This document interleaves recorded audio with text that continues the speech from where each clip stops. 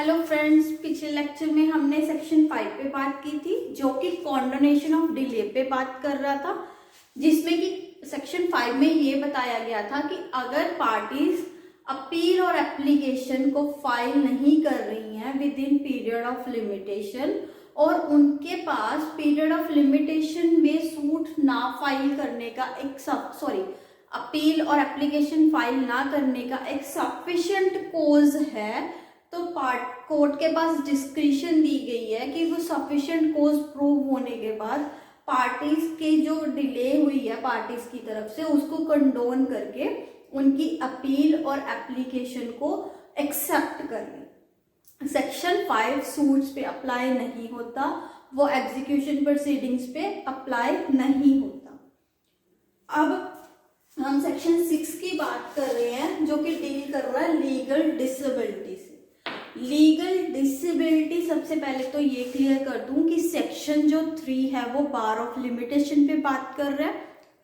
जो सेक्शन 3 है वो section 4 subjected to section 4 to 24 है।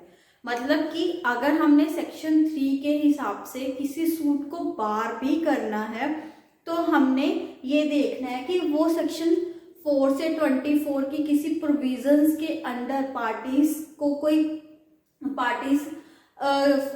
सेक्शन 4 to 24 के अंडर तो नहीं कवर हो रही है।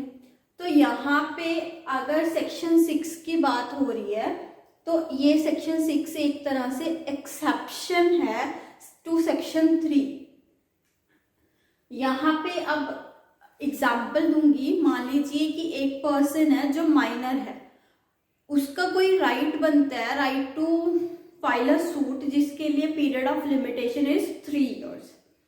अब जब पीरियड ऑफ लिमिटेशन 3 साल का है तो वहां पे अब बंदा माइनर होने की वजह से, क्योंकि वो डिसेबिलिटी में कंसीडर होगा सेक्शन 6 के अंडर, अब बंदा माइनर होने की वजह से सूट नहीं फाइल कर पा रहा और जब तक वो मेजर होगा तब तक 3 साल निकल चुके हैं।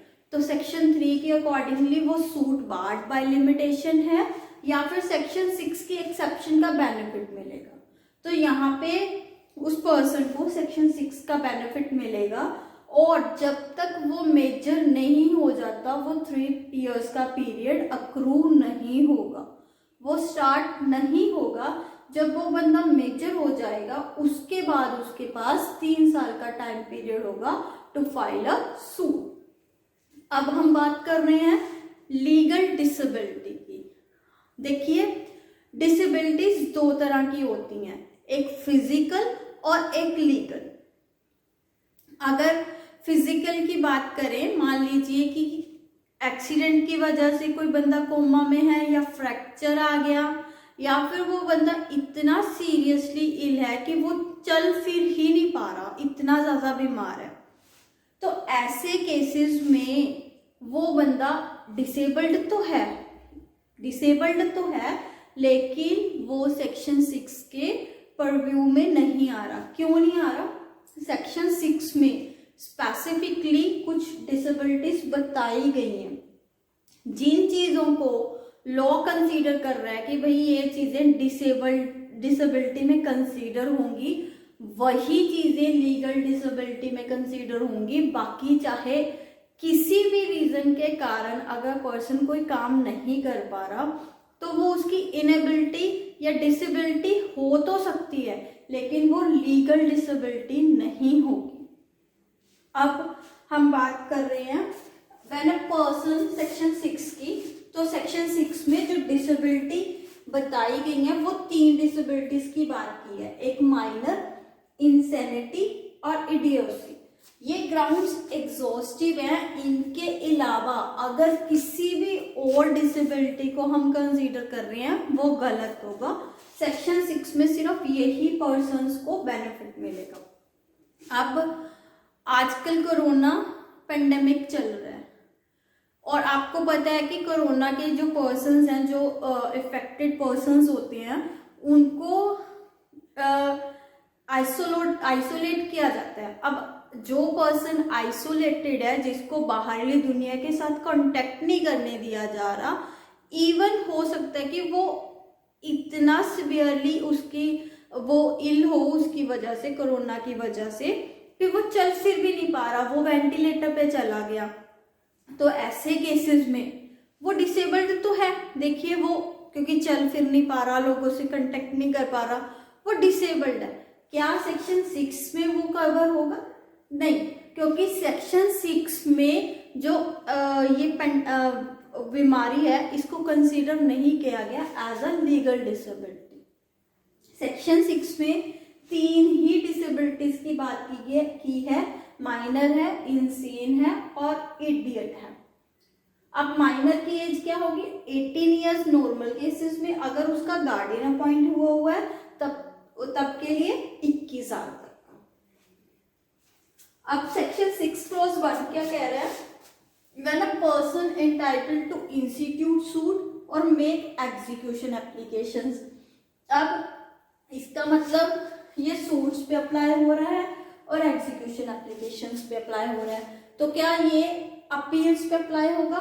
नहीं, क्योंकि यहाँ पे इंस्टीट्यूट सूट वर्ड यूज किया और एग्जीक्यूशन एप्लीकेशंस, तो ये अपील्स पे भी नहीं अप्लाई होगा, और स्पेसिफिकली ये एग्जीक्यूशन एप्लीकेशंस वर्ड यूज किया है। इट मीन्स जो अदर एप्लीकेशंस हैं उस पे सेक्शन 6 अप्लाई नहीं होगा। क्यों नहीं अप्लाई होगा? क्योंकि वहां पे तो पार्टीज वैसे ही सेक्शन 5 में रिलीफ ले रही हैं, तो यहाँ पे सेक्शन 6 अप्लाई नहीं होगा। और अगली चीज यहाँ पे है कि प्री एम्प्टी सूट्स पे, प्री एम्प्टी सूट्स की बात हम सेक्शन 8 में करेंगे कि क्या होते हैं, और जिस सेक्शन 6 में अगर वो हम कह रहे हैं कि प्री एम्प्टी सूट्स पे सेक्शन 6 अप्लाई नहीं होगा, वो भी सेक्शन 8 की प्रोविजंस के अकॉर्डिंगली ही नहीं अप्लाई होगा। सेक्शन 8 में स्पेसिफिकली कहा गया है कि सेक्शन 6 और 7 में जो भी कहा गया है वो प्री एम्प्टी सूट्स पे अप्लाई नहीं होगा, तो इसलिए हमने यहाँ पे ही क्लियर कर लिया कि जो सेक्शन 6 है वो ना तो अपील्स, ना ही एप्लीकेशंस और ना ही प्री एम्प्टी सूट्स पे अप्लाई होगा। ये चीज आप ध्यान रखिए। यहाँ पे प्री में क्वेश्चन बन सकता है कि सेक्शन 6 कौन कौन सी चीजों पे अप्लाई नहीं होगा, तो क्या आंसर होगा? Appeals, applications other than execution applications और प्री एम्प्टी सूट्स। अब यहाँ पे बात की गई है at the time from which the prescribed period is to be record. जिस टाइम से हमारा प्रिस्क्राइब्ड पीरियड शुरू होना है, यहाँ पे एट द टाइम का मतलब ये है कि ये इनिशियल डिसेबिलिटी की बात कर रहा है। मान लीजिए अभी जो बंदा है वो इंसेन नहीं है, पीरियड ऑफ लिमिटेशन जो कॉज ऑफ एक्शन है वो अक्रू हो गया, पीरियड ऑफ लिमिटेशन रन करना स्टार्ट कर गया, वो डिसेबल्ड नहीं है, लेकिन due to some road accident he becomes insane. तो यहाँ पे अब वो सब्सिक्वेंट डिसेबिलिटी होगी, वो इनिशियल डिसेबिलिटी नहीं है, तो वहां पे एक बार पीरियड ऑफ लिमिटेशन रन करना स्टार्ट कर देता है, वो स्टॉप नहीं होगा। वो हम सेक्शन 9 में डिटेल में करेंगे कि कॉन्टिन्यूस रनिंग ऑफ टाइम क्या होता है, ठीक है। तो यहाँ पे क्या है कि इनिशियल डिसेबिलिटी होनी चाहिए, अगर बाद में डिसेबिलिटी हुई है तब सेक्शन 6 का बेनिफिट नहीं मिलेगा। नेक्स्ट है वो डिसेबल्ड है, डिसेबिलिटी कौन कौन सी? माइनर, इंसेन या इडियट, इन तीनों में से कोई भी एक चीज हो सकती है।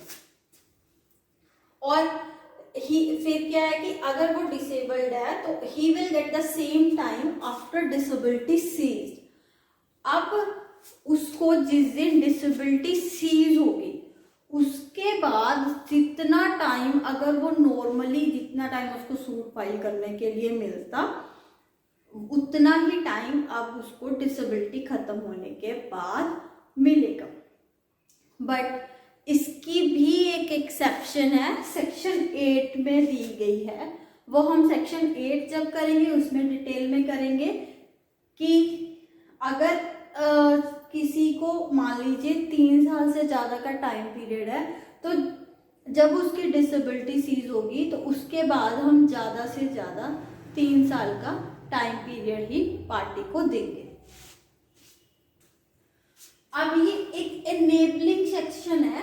एनेबलिंग सेक्शन का मतलब ये है कि पार्टीज के पास रिलीफ है अगर वो चाह रही हैं ड्यूरिंग कॉन्टिन्यूएंस ऑफ डिसेबिलिटी, वो उस टाइम पे भी थ्रू गार्डियन या नेक्स्ट फ्रेंड अपना सूट फाइल कर सकती हैं। पर अगर वो नहीं चाहती तो जब उनकी डिसेबिलिटी सीज होगी वो तभी उस सेक्शन का बेनिफिट ले सकती हैं। अब पार्टीज अगर चाहें वो इस सेक्शन का बेनिफिट लेना चाहें तो वो ले सकती हैं, otherwise during their disability they can also file suit through guardian और नेक्स्ट फ्रेंड। अब यहाँ पे बर्डन ऑफ प्रूफ किस पे आएगी कि बंदा लीगली डिसेबल्ड है, तो बर्डन ऑफ प्रूफ हमेशा प्लेंटिफ पे या एप्लीकेंट पे होएगी कि वो जिस टाइम जब वो बर्डन ऑफ प्रूफ कब प्रूव करना कब होगा कि मैं लीगली डिसेबल्ड था, जब उसकी लीगल डिसेबिलिटी सीज हो गई। उसके बाद उसने कोर्ट में सूट फाइल किया, सामने वाली पार्टी ने आर्ग्यू किया कि भाई ये सूट तो बार ऑफ लिमिटेशन में जा रहा है, देन प्लेंटिफ प्रूव करेगा कि जब वो टाइम जिसकी बात डिफेंडेंट कर रहा है उस time I was legally disabled और मेरी लीगल डिसेबिलिटी है वो इस दिन से खत्म हुई है और अब से मेरा पीरियड ऑफ लिमिटेशन स्टार्ट हो गया। और नेक्स्ट है कि यहाँ पे जो सेक्शन 6 है वो प्लेंटिफ की लीगल डिसेबिलिटी की बात कर रहा है। प्लेंटिफ लीगली मान लीजिए प्लेंटिफ सही सलामत है, बिल्कुल सही है, मेजर भी है, सेन भी है और ठीक ठाक है, और लेकिन डिफेंडेंट जिसके अगेंस्ट उसने रिलीफ लेनी है वो मान लीजिए इनसेन है, तो वहां पे प्लेंटिफ इस चीज का फायदा नहीं ले सकता। उसको जितने टाइम के अंदर अंदर सूट फाइल करना है उसको उतने टाइम के अंदर ही सूट फाइल करना पड़ेगा। यहाँ पे वो डिफेंडेंट की डिसेबिलिटी का बेनिफिट खुद नहीं ले सकता। तो सेक्शन 6 में जो लीगली डिसेबल्ड पर्सन होना चाहिए वो प्लेंटिफ होना चाहिए, ना कि डिफेंडेंट। अब इसके बाद क्या कहा गया, सेक्शन 6 क्लॉज 2 क्या बात कर रहा है, वो बात कर रहा है कि इन केस अगर कोई बंदा 2 डिसेबिलिटीज से इफेक्टेड है, 2 डिसेबिलिटीज हैं, मान लीजिए वो बंदा माइनर भी है और इनसेन भी है। यहाँ पे 2 कंडीशंस हो सकती हैं कि इनिशियली दोनों की दोनों डिसेबिलिटीज शुरू से ही है, मान लीजिए वो एक बच्चा है जो माइनर भी है और सेम टाइम पे वो इनसेन भी है। एक चीज ये भी हो सकती है कि मान लीजिए वो माइनर वो माइनर तो था ही था, मान लीजिए कि जब वो 12 साल का था, मान लो जब उसका राइट टू क्रू हुआ था, और 15 साल का होते होते वो इंसेन भी हो गया किसी रोड एक्सीडेंट की वजह से, किसी भी रीजन की वजह से अगर वो इंसेन हो गया या सीरियस इलनेस की वजह से वो इंसेन हो गया, तो ये भी हो सकता है कि एक डिसेबिलिटी तो पहले से ही थी, दूसरी बात में हो गई। तो इन दोनों केसेस में जब तक दोनों डिसेबिलिटीज खत्म नहीं हो जाती तब तक पीरियड ऑफ लिमिटेशन स्टार्ट नहीं होगा। हाँ जी, 6 क्लॉज 2 में अब बात की गई है कि मान लीजिए अगर एक के बाद दूसरी डिसेबिलिटी आ गई तो जब तक दोनों डिसेबिलिटीज नहीं खत्म हो रही तब तक हम पीरियड ऑफ लिमिटेशन को स्टार्ट नहीं करेंगे। और यहाँ पे एक चीज और कि एक डिसेबिलिटी खत्म हो गई, पीरियड ऑफ लिमिटेशन रन करना स्टार्ट कर गया और उसके थोड़े दिनों बाद दूसरी डिसेबिलिटी स्टार्ट हो गई, तो अब सेक्शन 6 क्लॉज 2 में आएगा नहीं। सेक्शन 6 क्लॉज 2 में कवर होने के लिए दोनों डिसेबिलिटीज में कोई गैप नहीं होना चाहिए। ये हो सकता है कि एक डिसेबिलिटी अभी चल रही है, उसके खत्म होने से पहले पहले दूसरी डिसेबिलिटी शुरू हो जानी चाहिए। अगर दूसरी डिसेबिलिटी और पहली डिसेबिलिटी में डिफरेंस आ गया, कॉन्टिन्यूएशन टूट गई, तो उसके बाद आपको सेक्शन 6 क्लॉज 2 का बेनिफिट नहीं मिलेगा। फॉर एग्जाम्पल 10 जनवरी को ए मेजर हो गया और 15 जनवरी को वो इंसेन हो गया, तो अब यहाँ पे चाहे 5 दिन का ही डिफरेंस है, बहुत छोटा सा डिफरेंस है, लेकिन एक बार कॉन्टिन्यूटी टूट गई तो सेक्शन 6 क्लॉज 2 का बेनिफिट नहीं मिलेगा। पर यहीं पे अगर मान लो 10 तारीख को इसने मेजर होना था और 8 जनवरी को ही उसका एक्सीडेंट हुआ और वो इंसेन हो गया, तो अब यहाँ पे पहली डिसेबिलिटी सीज होने से पहले दूसरी डिसेबिलिटी शुरू हो गई। तो यहाँ पे जब तक वो बंदा सेन नहीं हो जाता, मिस्टर ए सेन नहीं हो जाते, तब तक इनका पीरियड ऑफ लिमिटेशन स्टार्ट नहीं होगा। सेक्शन 6 क्लॉज 3 बात कर रहा है कि अगर मान लीजिए यहाँ पे मिस्टर ए की ही बात हो रही है, मिस्टर ए इंसेन थे, वो कभी सेन हुए ही नहीं, तो अब इनका पीरियड ऑफ लिमिटेशन तो कभी स्टार्ट हुआ ही नहीं। तो यहाँ पे अब इनकी डेथ हो गई, इंसैनिटी में ही इनकी डेथ हो गई, तो अब इनके लीगल रिप्रेजेंटेटिव, मान लीजिए इनका बेटा है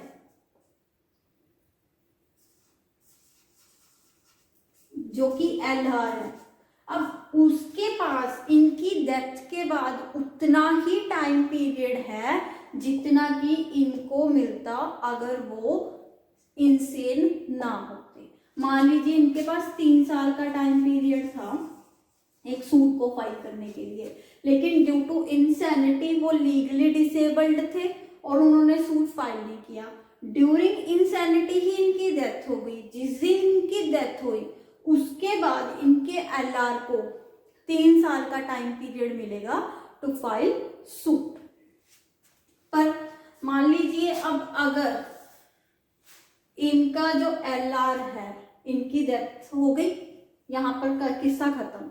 अब इनका जो एलआर है वो भी लीगली डिसेबल्ड है,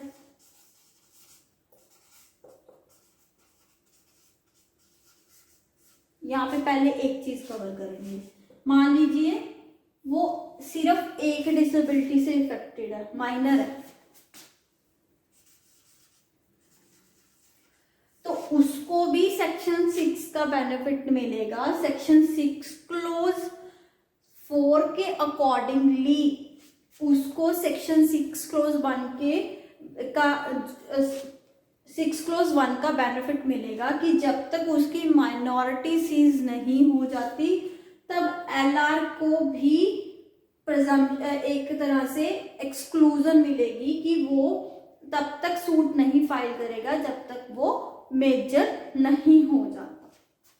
तो ये 6 क्लॉज 1 की प्रोविजन के अकॉर्डिंगली जब तक एलआर भी मेजर नहीं होगा या उसकी एक डिसेबिलिटी सीज नहीं होगी तब तक वो सूट अगर नहीं फाइल करेगा तो उसको उस टाइम पीरियड की एक्सक्लूजन मिलेगी। अब दूसरी चीज क्या है कि अगर वो दो डिसेबिलिटी से इफेक्टेड है, वही चीज कि जब तक उसकी दोनों डिसेबिलिटीज खत्म नहीं हो जाती तब तक उसको उसका पीरियड ऑफ लिमिटेशन स्टार्ट नहीं होगा। आगे एक चीज और, यहाँ पे इनकी डेथ से पहले ये सेन हो गए थे, डेथ से 2 दिन पहले ये ठीक हो गए थे, तो अब इनका पीरियड ऑफ लिमिटेशन स्टार्ट हो गया। लेकिन जो इनका बेटा है वो माइनर है, वो डिसेबल्ड है, तो क्या अब उसका टाइम पीरियड स्टॉप हो गया? नहीं। अगर एक बार पीरियड ऑफ लिमिटेशन स्टार्ट कर जाता है, रन करना स्टार्ट कर जाता है, तब सब्सिक्वेंट डिसेबिलिटी उसको इफेक्ट नहीं करती। तो अब यहाँ पे जो इसका ए का जो बेटा है, चाहे वो डिसेबल्ड है, लीगली डिसेबल्ड है, तब भी उसको सूट फाइल करना पड़ेगा जितना टाइम इनको मिलता। मान लीजिए इनको 3 साल मिलने थे, 3 साल में से 2 दिन वैसे निकल गए, तो अब जितना टाइम बचा है उतने टाइम के अंदर अंदर इनके एलआर को सूट फाइल करना ही करना पड़ेगा, ये चीज। और इसकी एक्सप्लेनेशन में एक माइनर की बात की गई है, हमने पहले माइनर किया था, तो माइनर में जो चाइल्ड इन वूम है वो भी कवर होता है, वो भी माइनर कंसीडर किया जाता है।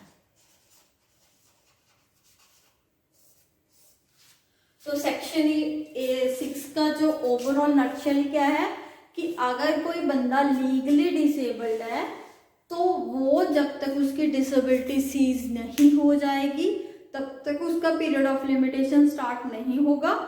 दूसरी चीज कि अगर वो दो डिसेबिलिटीज से इफेक्टेड है तो जब तक उसकी दोनों डिसेबिलिटीज खत्म नहीं हो जाती तब तक उसका पीरियड ऑफ लिमिटेशन स्टार्ट नहीं होता। पर दोनों डिसेबिलिटीज में कोई गैप नहीं होना चाहिए, कॉन्टिन्यूशन होनी चाहिए। और बंदे की डेथ के बाद उसको, जो लीगली डिसेबल्ड पर्सन है, उसकी डेथ के बाद उसके एलआर को टाइम पीरियड मिल जाएगा जितना कि उसको मिलता।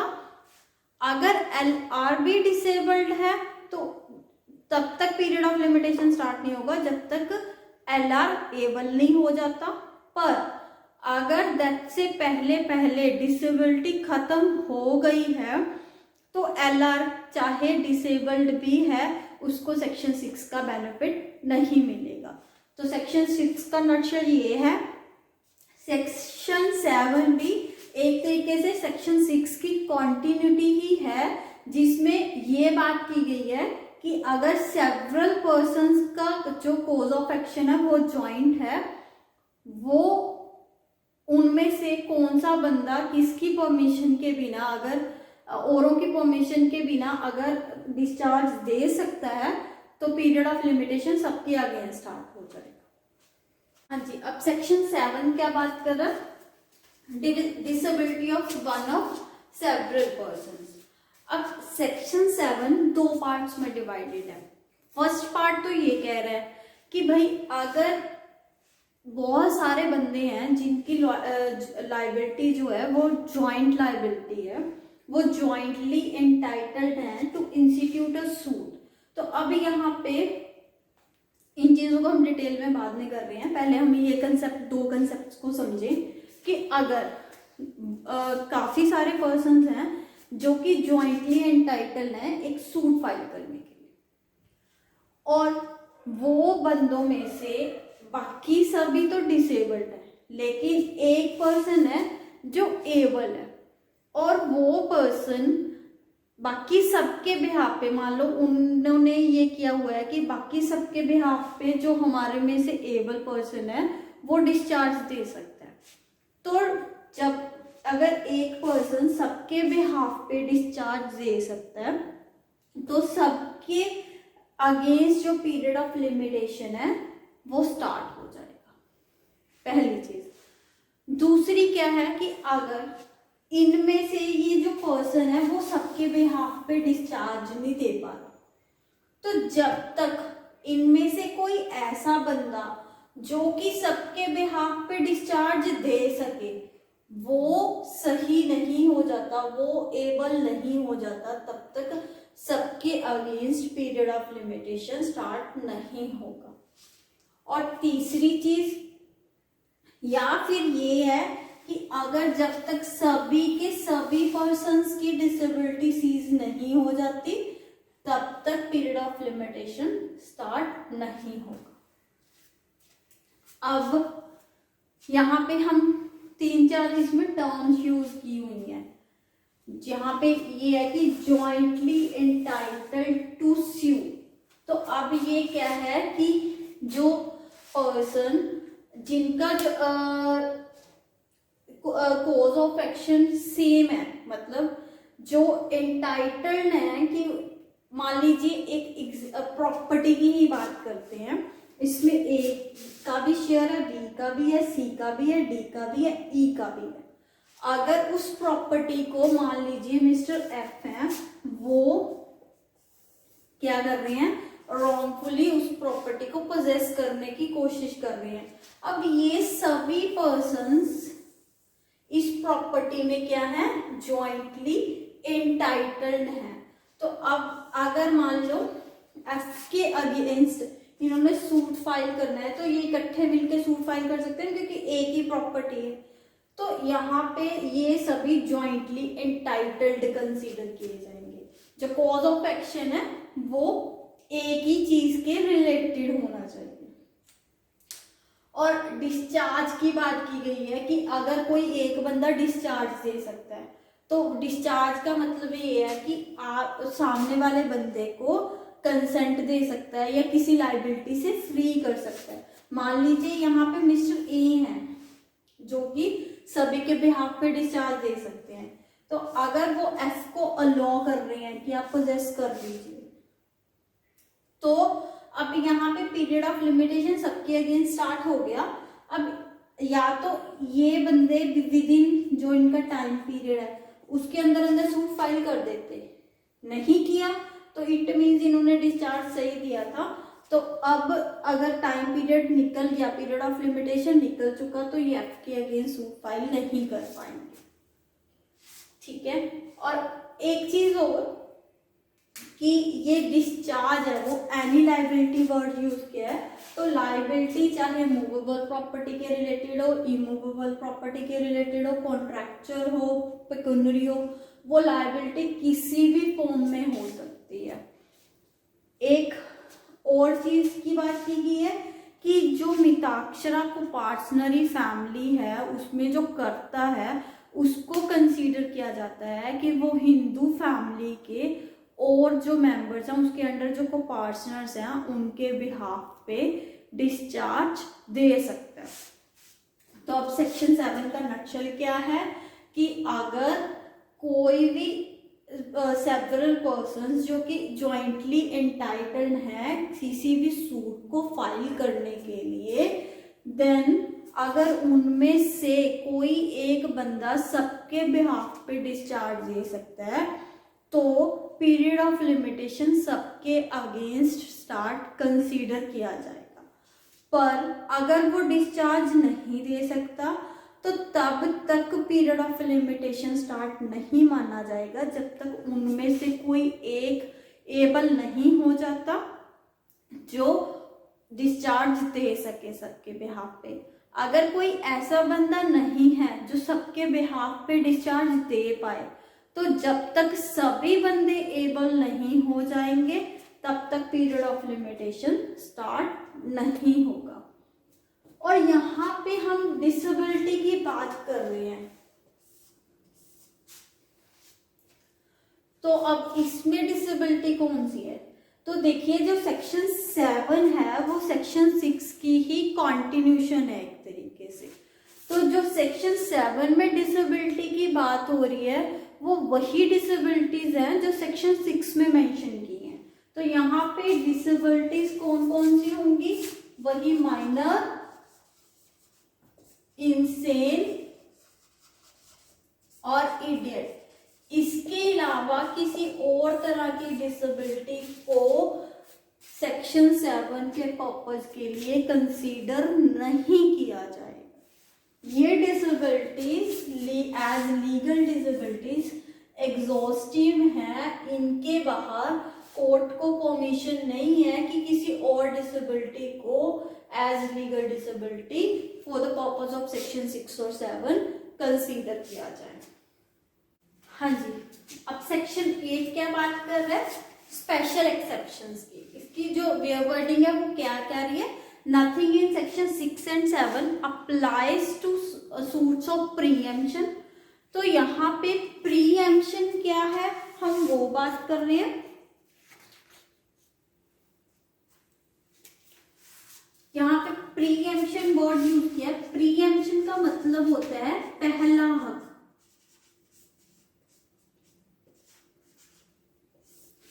या प्रीएम्प्टरी सूट्स कह लीजिए। तो पहला हक क्या है? एग्जाम्पल के थ्रू समझा रही हूं कि मान लीजिए मेरे घर के साथ में एक खाली प्लॉट पड़ा है। अगर उस प्लॉट को उसका प्लॉट का मालिक बेचना चाह रहा है और मैं उस प्लॉट के मालिक ने जो उसका रेट निकाला है और वो रेट मार्केट रेट के हिसाब से सही है और मैं उस मार्केट रेट पे उसको खरीदना चाह रही हूँ, तो बाकी सारे बायर्स के कंपैरेटिवली मेरी प्रेफरेंस होगी, मेरे को प्रेफरेंस दी जाएगी कि पहले उस प्रॉपर्टी को मैं परचेज करूं। तो ये मेरा राइट ऑफ प्रीएम्पशन हो जाएगा। और दूसरी चीज है कि सेक्शन 8 में कहा गया है कि सेक्शन 6 और 7 में कुछ भी कहा हो, पर पीरियड ऑफ लिमिटेशन को एक्सटेंड करके, अगर पीरियड ऑफ लिमिटेशन खत्म हो गया है तो उसको एक्सटेंड करके हम 3 साल से ज्यादा नहीं देंगे पार्टी को, ठीक है। तो अब यहाँ पे वही है कि अगर मैक्सिमम 3 इयर्स का टाइम पीरियड मिलेगा डिसेबिलिटी को सीज होने में। अब यहाँ पे 2-3 चीजें क्लियर करने वाली हैं। पहली चीज कि अगर मान लीजिए एक पर्सन के पास 12 साल का टाइम पीरियड था originally to file a suit, ठीक है, जब उसका कॉज ऑफ एक्शन अक्रू हुआ तो उस टाइम पे वो 12 साल का ही था, उसकी age of 12 years of age है, ठीक है। तो जब वो मेजर होगा 18 इयर्स का होगा तो 6 इयर्स लैप्स हो चुके होंगे, 6 इयर्स लैप्स हो गए, लेकिन अभी भी उसके पास कितना टाइम पीरियड बचा है, 6 इयर्स। तो अब क्योंकि उसके पास 3 इयर्स के ज्यादा का टाइम पीरियड बचा है तो उसको कितना टाइम पीरियड मिलेगा, इन टोटल 6 इयर्स। अब क्योंकि जो सेक्शन 8 है वो मैक्सिमम टाइम पीरियड 3 साल का बता रहा है कि डिसेबिलिटी सीज होने के बाद ज्यादा से ज्यादा हम समय 3 साल का दे सकते हैं, पर ओरिजिनली ही उस पर्सन के पास अपना टाइम जो पड़ा था वो 6 साल का पड़ा था। तो अब ये 6 साल को बढ़ा के हम 12 साल नहीं करेंगे। सेक्शन 6 में लिखा हुआ था ना कि भाई सेम टाइम मिलेगा, तो सेक्शन 8 के अकॉर्डिंगली, ये सेक्शन 6 की एक एक्सेप्शन थी, तो अब सेक्शन के 8 के अकॉर्डिंगली उस पर्सन को सिर्फ और सिर्फ 6 इयर्स ही मिलेंगे। ये तो बात हो गई अगर टाइम पीरियड, जो पीरियड ऑफ लिमिटेशन है वो 3 इयर्स के, ओरिजिनल जो पीरियड ऑफ लिमिटेशन है to file a suit is more than 3 years.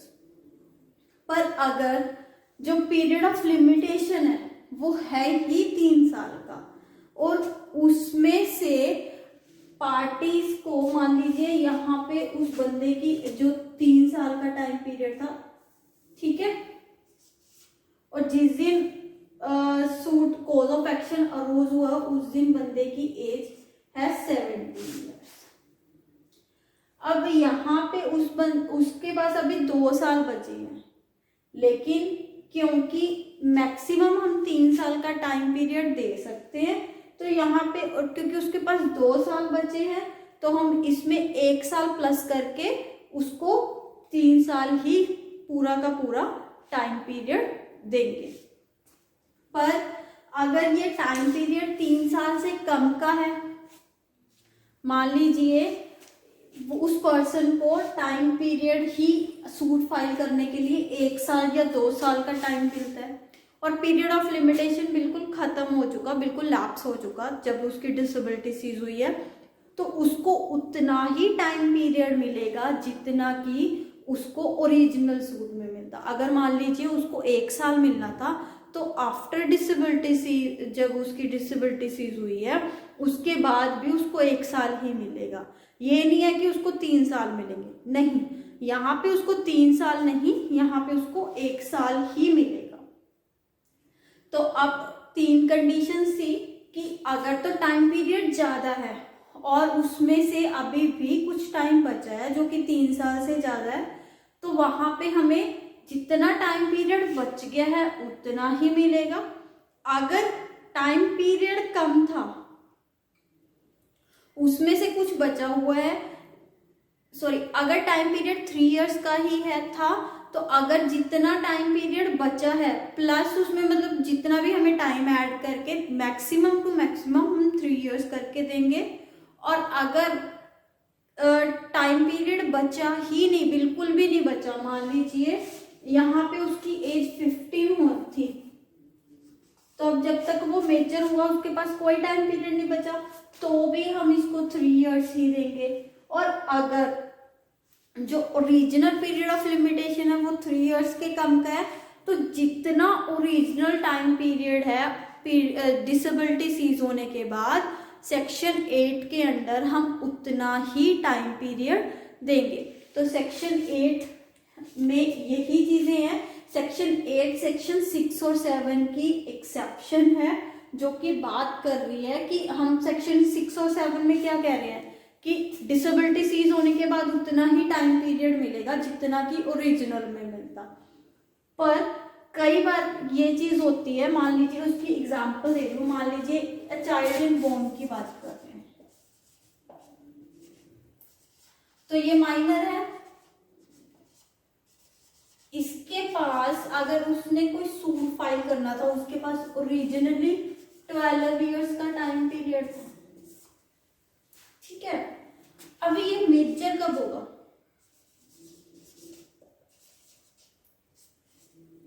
18 साल तो वैसे ही गए जब तक वो मेजर होगा, प्लस जब तक इसका बर्थ नहीं हो रहा, ठीक है, जेस्टेशन पीरियड।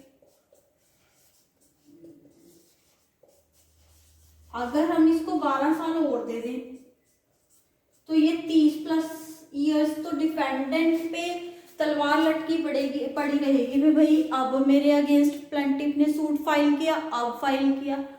तो ये चीज एक तरह से डिफेंडेंट के लिए भी गलत है और हमारी इंडियन कोर्ट्स पे भी गलत है। ये अगर ऐसी चीज रहेगी जो बेसिक पर्पस ऑफ लिमिटेशन है उसको खत्म कर रही है, तो अब उस चीज से बचने के लिए सेक्शन 8 में एक्सेप्शन दिया है कि जब ये डिसेबिलिटी सीज होगी उसके बाद मैक्सिमम टू मैक्सिमम कितना टाइम पीरियड दिया जाएगा? 3 इयर्स। अब यहाँ पे 21 साल के बाद सूट फाइल हो सकेगा, मतलब 21 साल के बाद नहीं, 18 के बाद 3 साल टाइम है जब सूट फाइल हो सकेगा, ठीक है। तो सेक्शन 8 ये बात कर रहा है। अगले लेक्चर में हम सेक्शन 9, 10 और 11 को कंप्लीट करेंगे।